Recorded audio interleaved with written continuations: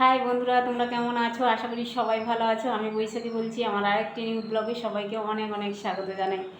তো গরম তো ভীষণ পড়েছে, গরমে আমরা কেউ অতটা ভালো নেই। আর যাই হোক, সকালবেলা আমার কাজকর্ম হয়ে গেছে সকালে। আর যা গরম পড়েছে না, এখন সকাল সকাল কাজকর্ম করে নেওয়ার চেষ্টা করি। ঘর ঝাড় দেওয়া, ঘর মোছা, জামা কাপড় কাচা, আর পুজো আর্চা, স্নান এগুলো তো করেই নিই। আর ঘরের মধ্যে কি বলো তো, আমি 3বার না 4বার এই গরমে মুছি বেডরুমটা, অন্তত পক্ষে 3বার 4বার মুছলে বেডরুমটা অন্তত ঠান্ডা থাকে। আর যত জামা কাপড়, ভিজা জামা কাপড়, ওই খাটের যে তোমার ডান্ডাগুলো আছে না, ওইগুলোতেই ফেলে দিই আর কি। দড়ি খাটিয়ে কোনো রকমই শুকনো জামা কাপড়, শুকনো বেডশিট ফেলে দিই বা ভিজা বেডশিট ফেলে দিই, দিয়ে তার উপরে আবার জামা কাপড়গুলো ফেলে দিই, যাতে বাইরের গরম হাওয়াটা তোমার গরম উঠলেও সেই ভিজা জামা কাপড় যাতে টেনে নেয় আর কি, শুকিয়ে দেয়। জামা কাপড় একদম শুকিয়ে যায়, কি বলবো। আমি আর এখন ছাদের উপরে অতটা নিয়ে যাই না।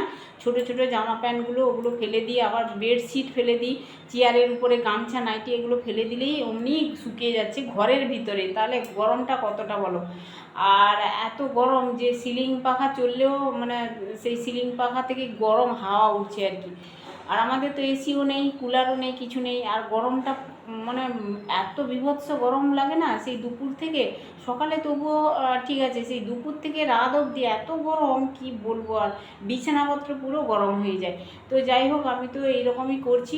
আর 10টার সময় জানলা অবশ্যই বন্ধ করে দিচ্ছি।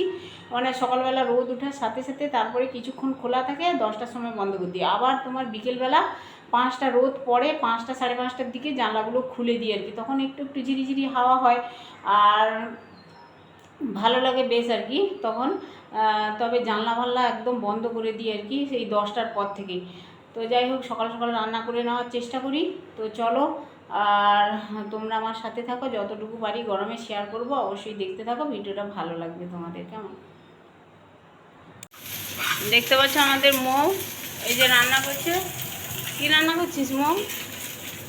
এটাতে কি আছে? ম্যাগি? ও, ম্যাগি সেদ্ধ হয়ে গেছে। আচ্ছা, ম্যাগি রান্না করছে। টিফিনে নিয়ে যাবি তাই তো? হ্যাঁ, কলেজে নিয়ে যাবি? কথা বলছিস না কেন? গরমে মুখ রেগে ফায়ার। আমি হচ্ছে বেগুন পোড়া করব বন্ধুরা। গরমে বেগুন পোড়া পান্তা ভাত দুর্দান্ত লাগবে। কোন বেগুন ভালো আছে দেখছি, পুড়ে তো নিয়ে আসি। বেগুন পোড়া পান্তা দুর্দান্ত স্বাদের। চলো, এই দেখো বন্ধুরা, 4টে বেগুন নিয়েছি, পুড়ে নিয়ে আসবো উনানে, দিয়ে বেগুন পোড়া পান্তা ভাত খেতে দেবো সবাইকে আজকে গরমে। হ্যাঁ দেখো বন্ধুরা, উনানে এই যে বেগুন পোড়া করছিলাম, আম পোড়া করতে দিলাম, দুপুরে ভাতের সাথে মেখে খাবো। আর এটা হচ্ছে বিকেলের দিকে। এখন তো বিশাল গরম পড়েছে, এত গরম পড়েছে যে মানে শুধু রসালো ফলগুলো খেতে ইচ্ছে হয়। ধরো শশা, আঙুর, তরমুজ এগুলোই বেশি। আর শরবত জাতীয় খাবার আর কি বেশ ভালো লাগে খেতে। এখন আঙুরগুলো ভালো করে ধোবো। এমনি ট্যাঙ্কির জল তো প্রচুর গরম, আর ট্যাঙ্কির জলে সুন্দর করে ধুয়ে নেব। তারপরে ফ্রিজের জল দিয়ে কিছুক্ষণ ভিজিয়ে রাখবো, তারপরে গিয়েই আঙুর খাবো আর কি। দারুণ লাগে খেতে। একটু যদি ফ্রিজের জল দিয়ে রাখা যায় কিছুক্ষণ, তারপরে খেলে কিন্তু ঠান্ডাও লাগে, আর খেয়ে মনের শান্তি হয়, তৃপ্তিও হয় আর কি। এই যে দেখতে পাচ্ছ, আঙুর পরিষ্কার করে ধুয়ে নিয়েছি। এখন এই যে ঠান্ডা জল, মানে ফ্রিজে যে ঠান্ডা জল বোতলে রেখেছিলাম, ওই জল দিলাম, কিছুক্ষণ ভিজিয়ে রাখবো।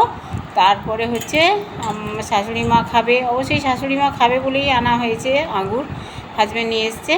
আর এখানে দেখতে পাচ্ছ ঝুড়ি ভর্তি সবজি, বেগুন আর পটল, অনেক কিছুই। তো বেগুন তো পোড়া করেছিলাম। আর এই যে দেখতে পাচ্ছ, এটা হচ্ছে, এগুলো হচ্ছে পটল। আর পটল নিচ্ছি ধুয়ে ভালো করে পরিষ্কার করে। আজকে রাত্রে রান্না করব পটল আলু চিংড়ি মাছ দিয়ে তরকারি, মানে পটল চিংড়ি করব। অনেক দিন মানে সবাই বলছে পটল চিংড়ি খায়নি, তো চিংড়ি মাছ আছে, চিংড়ি মাছ ভেজে পটল দিয়েই রান্না করব। এই পটলগুলো ভালো করে ধুয়ে নিই, এগুলো একদম টাটকা পটল, এগুলো মাচার পটল, বুঝলে? মাচার পটলগুলো বেশ স্বাদ হয় খেতে। আর গরমে না পটল টটল খেলে পেট ঠান্ডা করে, বেশ ঠান্ডা জাতীয় খাবার এগুলো আর কি। তো তো এই যে দেখতে পাচ্ছ পটলগুলো আমি কেটে নিয়েছি, দু ভাগ করে একদম কেটে নিয়েছি। আর টমেটো পেঁয়াজ আদা দিয়েই করব। একটু আগে টমেটো আলুটা ভেজে নেব, তারপরে গিয়েই রান্না করব আর কি। চলো তোমরা সাথে থাকো। পটল আলুর তরকারিটা এমনি পাতলা করে রান্না করব, সবাই মিলে রাতে পটল চিংড়ি দিয়ে ভাত খাবো আর কি। তো পটলগুলো তো কাটা হয়ে গেছে, বেশিরভাগই পটল দেবো আর আলু দুটো দেবো।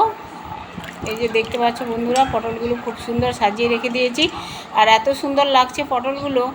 আর এই যে আলু দেখতে পাচ্ছ, আলুও কেটে পরিষ্কার করে নিয়েছি, দুটো আলু দিয়েছি, মাঝারি সাইজের আলু। আর পেঁয়াজ টমেটো আদা এগুলো সব জোগাড়যন্ত্র করে নিচ্ছি, রান্নাটা বসাবো আর কি। তো বিশাল গরম পড়েছে, আর গরমে না কি বলবো, পাতলা বেশি রিচ খাবারও ভালো লাগে না, আর ওই জন্যই পাতলা করে একটু রান্না করবো আর কি। এই যে আদা টুকরো নিয়েছি, টমেটো একটা, আর একটা বড় সাইজের পেঁয়াজ হাফ নিয়েছি আর কি। আর এখন এই যে সর্ষের তেলে পটলগুলো সমস্ত ভেজে নেব, পটল আলু ভাজবো, চিংড়ি মাছ ভাজবো, তারপরে গিয়ে ফোড়ন দিয়ে আমি রান্না করব আর কি। তো রান্নাটা দেখো বন্ধুরা, তোমাদের ভালো লাগবে।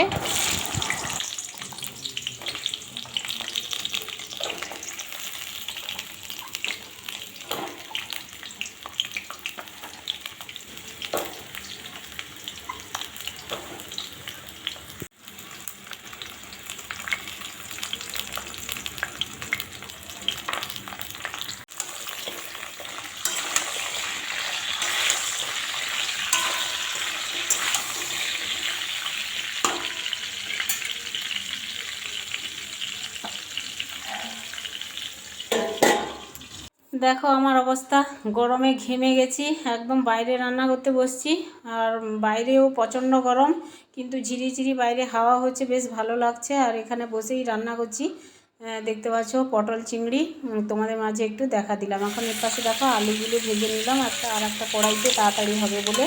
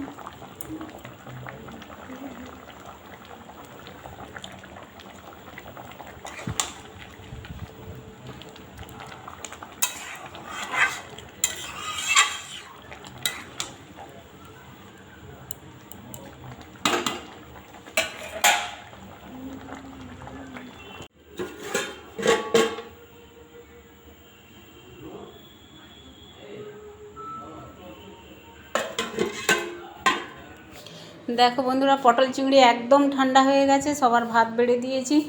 আর কি বলবো, পটলের তরকারিটা এত ভালো হয়েছিল, আমি তো পরে ভয়েসে তোমাদের মাঝে কথা বলছি, অবশ্যই খেয়েই। আর শসা লেবু দিয়ে তো ভালোই লাগছিল, গরম ভাত দিয়ে আর কি।